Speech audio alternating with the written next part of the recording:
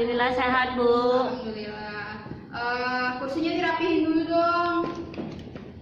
Itu sampah tuh nak, tolong di kaki. Sampah. Baik. Sebelum mulai materi kita hari ini, alangkah baiknya kita membaca doa dulu. Siapa ketua kelasnya? Saya, Bu. Silakan. Sebelum mulai pelajaran hari ini, kita baca doa dulu ya. Kita mulai. Berdoa selesai. Baik. Saya absen dulu ya. Duduk boleh, capek. Saya absen dulu ya. Absen ini ya. Dwi Setiawati, Hadir, Bu. Izzatun Nisa, Hadir, Bu. Syafira Nurulandari, Hadir, Bu. Herlina Amanda Putri. Hadir, Bu. Baik. Ini pindah ya? Si Siti Solehatun. Iya Bu, pindah Bu. Baik. Mari kita lanjutkan pelajaran kita ya. Siapa yang tahu kita akan membahas materi apa nih hari ini? Kita bahas nih di pertemuan kita hari ini apa? Peradaban Islam Daulah Habasyah ya, Bu. Betul. Lalu ada yang sudah baca-baca bab ini belum? Saya, Bu. Baik. Faktor berkembangnya peradaban di era Daulah Habasyah itu ditandai dengan apa? Dengan derasnya aktivitas intelektual masyarakat Islam, Bu. Betul. Baik. Siapa yang tahu salah satu atau dua deh khalifah-khalifah Daulah Abbasiyah? Saya Bu. Baik. Abdul Abbas As-Safa dan Abu Ja'far Al-Mansur. Iya, baik. Salah ya. Bukan Abdul, tapi Abdul Abbas As-Safa dan Abu Ja'far Al-Mansur. Nah, baik, pertemuan kali ini materi kita SKI, kita akan belajar peradaban Islam Daulah Abbasiyah. Dari pelajaran hari ini, peradaban Islam Daulah Abbasiyah, silakan dibaca. Saya boleh minta tolong bacain ya. Silakan bagian A, tolong dibaca. Ya Bu, baik. Sejarah lahir. Siapa namanya, Nak? Iya, Herlin Bu. Rajin ya. Saya selalu menandakan ya. Ya Allah, Ibu, makasih banyak. Berkontribusi terhadap pelajaran saya. Helen, silakan. Iya, sejarah lahirnya Daulah Abbasiyah. Sejarah lahirnya Daulah Abbasiyah. Daulah Abbasiyah merupakan salah satu pilar kejayaan umat Islam pada masa klasik. Pada zamannya tidak ada bangsa yang menandingi gemerlapnya peradaban dan kemajuan ilmu pengetahuan yang berkembang pada masa itu. Sehingga bisa dikatakan bahwa zaman kemasan Islam muncul pada saat itu. Daulah Abbasiyah sangat berjasa dalam memberikan kontribusi peradaban dan keilmuan yang terus menginspirasi tokoh-tokoh ilmuwan muslim dan bahkan sampai ilmuwan barat dari zaman klasik sampai zaman modern. Stop, Helen. Iya, Bu. Baik, coba ingat paman tulis ya. Ini ada lahirnya Daulah Abbasiyah. Berarti sudah ya. Nanti tinggal kita pahami lagi. Nah, baik. Tolong dibaca lagi bagian B-nya. Saya, Ibu. Siapa namanya? Ibu. Baik, Wi, lanjutkan. Penyebaran wilayah Islam pada masa Daulah Abbasiyah. Perkembangan Islam pada masa pemerintah Daulah Abbasiyah meliputi sekitar kerajaan-kerajaan Islam yang besar, yaitu Daulah Umayyah di Andalusia yang dipimpin oleh Abdurrahman Ad-Dakhil dan para penguasa keturunan Daulah Umayyah. Dengan adanya kekuasaan Islam di Andalusia atau Eropa, berarti wilayah dakwah Islam semakin luas. Di bawah kekuasaan Daulah Abbasiyah, daerah-daerah yang ditaklukkan dikembangkan menjadi pusat-pusat peradaban Islam seperti Baghdad, Isfahan, Tabaristan, Ghazna, Halab, Bukhara, dan lainnya.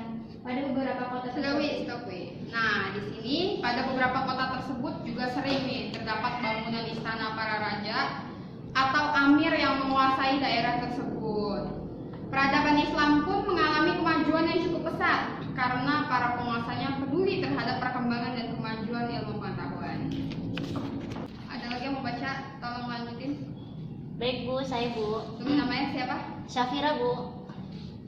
Daulah Habasyah tidak hanya menguasai wilayah tertentu, para khalifah menjadikan daerah kekuasaannya sebagai pilar berkembangnya peradaban dan ilmu pengetahuan, sehingga bisa dirasakan adanya perbedaan dan kemajuan setelah dikuasai Islam dibandingkan pada masa sebelum kedatangan Islam. Wilayah-wilayah yang telah dikuasai Daulah Habasyah mengalami kemajuan yang cukup pesat. perkembangan wilayah Islam tidak semata-mata karena ambisi memperluas wilayah kekuasaan. Para khalifah lebih peduli terhadap negeri tetangga yang ditindas oleh penguasanya. Maka khalifah terpanggil untuk menyelamatkan mereka sekaligus menguasai wilayah tersebut.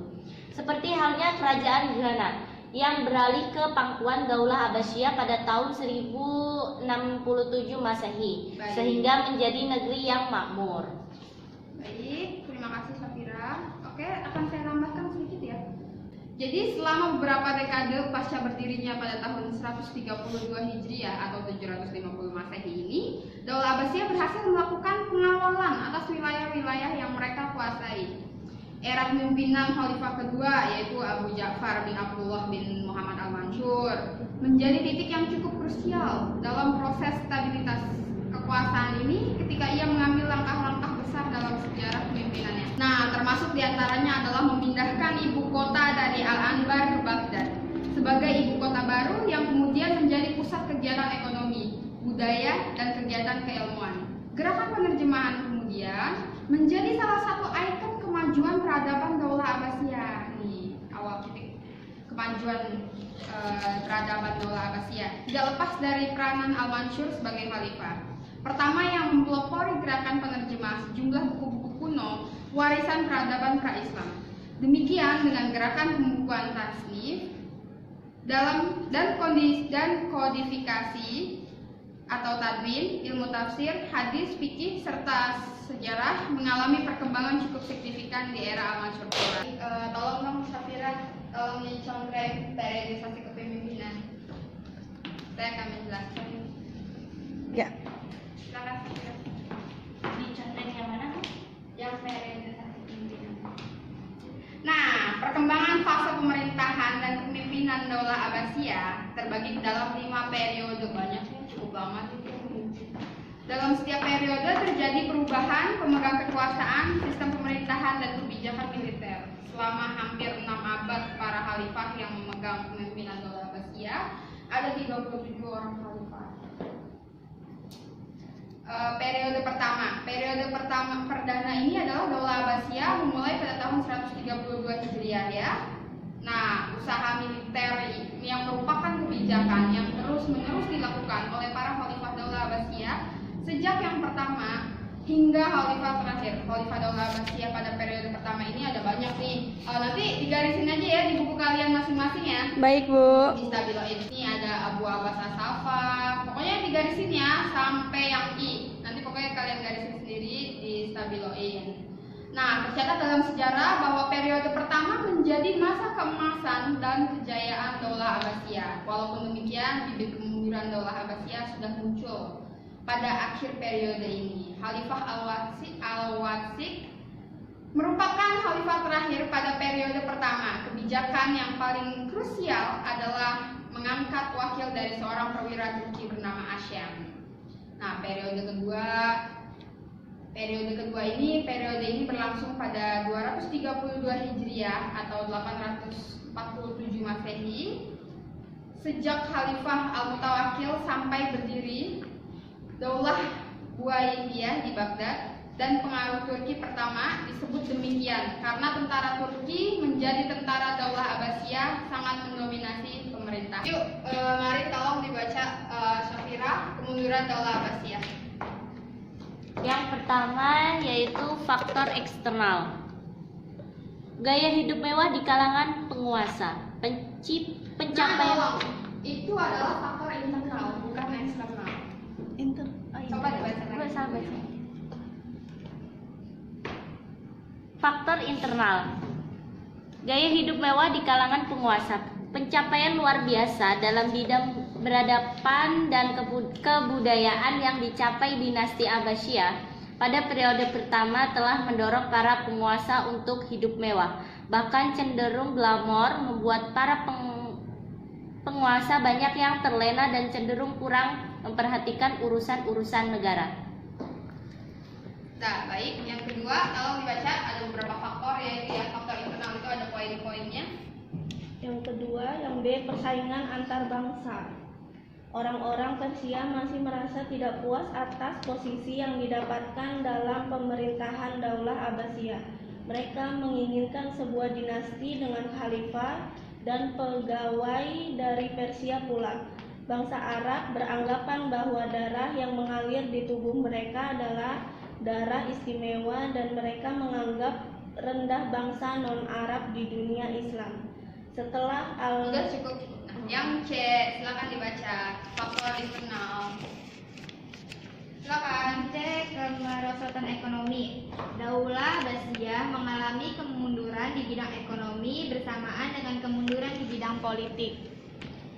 Baik, selanjutnya masih ada lagi nggak faktornya? Masih Bu, satu lagi Silakan dibaca. Yang D terakhir, konflik keagamaan. Persoalan fundamental dalam kegiatan keagamaan juga ikut berperan dalam menambah beban persoalan pemerintah. Nah, baik, tidak hanya faktor internal, tapi ada juga faktor eksternalnya ya. Ada banyak nih faktor penyebab kemundurannya. Nah, saya nanti minta tolong sama kalian. Itu kan masih ada yang belum kita bahas ya, perkembangan peradaban dan ilmu pengetahuan. Kalian nanti bisa saya minta tolong dibuat di karton, seandainya nanti saya bagi-bagikan lewat WA group. Kamu nanti tolong bikin perkembangan peradaban dan ilmu pengetahuan, dibikin cabang-cabangnya apa, kan banyak tuh faktor-faktornya.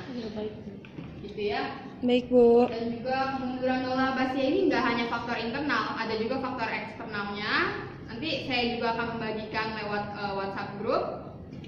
Tolong ditulis faktor-faktornya, karena kan ditandai dengan beberapa faktor. Apakah ada yang ditanyakan? Saya Bu. Baik, silakan. Bu, Abu Ja'far al-Mansur berarti khalifah kedua setelah Khalifah Abul Abbas as-Safiyyah. Sebenarnya benar pertanyaannya, akan tetapi bukan Abul Abbas as-Safiyyah, tapi Abul Abbas as-Safa ya nak. Jadi yang betulnya itu Abu Ja'far. Betul. Jadi Abul Abbas as-Safa ya. Abul Abbas as-Safa ini melanjutkan dari Abu Ja'far, meneruskan khalifah sebelumnya yaitu Abul Abbas as-Safa. Iya. Iya Bu, mau nanya ya Bu, disebut apa sih periode tersebut? Jadi kepemimpinan Daulah Abbasiyah ini terbagi 5 periode. Periode pertama mulai pada tahun 132 Hijriah atau 750 Masehi sampai 232 Hijriah atau 874 Masehi. Ayo, ada yang masih mau ditanyakan? Iya Bu, disebut apa ya Bu periode tersebut ya Bu? Periode tersebut. 3. Baik, ada lagi yang mau ditanyakan? Ya, saya Bu, perkembangan fase pemerintahan dan kepemimpinan Daulah Abbasiyah terbagi menjadi 5 periode. Kamu mau salah satunya atau semuanya? Nah, sekarang saya yang bertanya nih. Perkembangan fase pemerintahan dan kepemimpinan Daulah Abbasiyah terbagi menjadi 5 periode. Sebutkan salah satunya saja. Siapa bisa jawab? Saya Bu. Silakan. Periode pertama mulai tahun 132 Hijriah atau 750 Masehi sampai 232 Hijriah atau 874 Masehi. Betul. Disebut apa periode tersebut?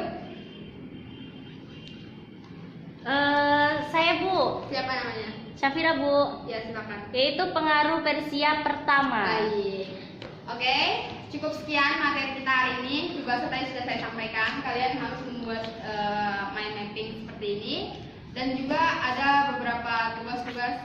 Oh iya, nah, saya lupa beritahu. Setiap kali kita selesai bab ini, kan minggu depan ini kita bahas ini lagi masih. Setiap selesai bab untuk materi saya, kita akan ujian harian, ulangan harian ya. Baik Bu. Saya harap kalian semua dapat mengikuti pelajaran ini dengan baik. Saya harap kalian semua bisa mengikuti pelajaran saya dengan baik. Baik, ada yang bisa memberikan ibrah apa nih yang dapat diambil dari pelajaran kita hari ini? Saya Bu. Silakan. Zaman Daulah Abbasiyah yang pertama merupakan puncak keemasan dinasti ini secara politis. Para khalifah betul-betul tokoh yang kuat dan merupakan pusat kekuasaan politik dan agama sekaligus. Pada masa tersebut, kemakmuran masyarakat mencapai tingkat tertinggi. Kaum muslimin mulai berhubungan dengan kebudayaan asing seperti kebudayaan Persia, Hindu, dan Yunani. Periode ini juga berhasil menyiapkan landasan bagi perkembangan filsafat. Baik, selanjutnya. Saya Bu. Ya, silakan. Kemajuan di segala bidang yang diperoleh Daulah Abbasiyah menempatkan bahwa Daulah Abbasiyah lebih baik dari daulah sebelumnya. Di samping itu, pada masa dinasti ini banyak terlahir tokoh-tokoh intelektual muslim yang sangat berpengaruh hingga saat ini. Baik, boleh kita makan sedikit ya. Dari Daulah Abbasiyah ini pada tahun 750 Masehi sampai 1208 Masehi merupakan dinasti yang memerlukan konsep-konsep keemasan Islam dalam hal pengembangan ilmu pengetahuan. Zaman keemasan Islam yang ditandai dengan penguasaan ilmu pengetahuan di berbagai sektor telah membawa kemakmuran tersendiri pada masyarakat pada saat itu. Baik, sampai sini cukup pelajaran kita hari ini. Cukup, Bu. Baik, tugasnya akan saya kirimkan nanti di WhatsApp group. Saya kasih pertanyaan-pertanyaan nanti sedikit ya. Iya, Bu. Jadi terima kasih banyak. Oh ya, tetap jaga kesehatan karena lagi musim pandemi seperti ini, imunnya dijaga jangan sampai turun. Jadi kalau ada pelajaran-pelajaran yang membuat kalian risau, diceritakan aja, boleh minta di pelonggaran pada gurunya itu. Jadi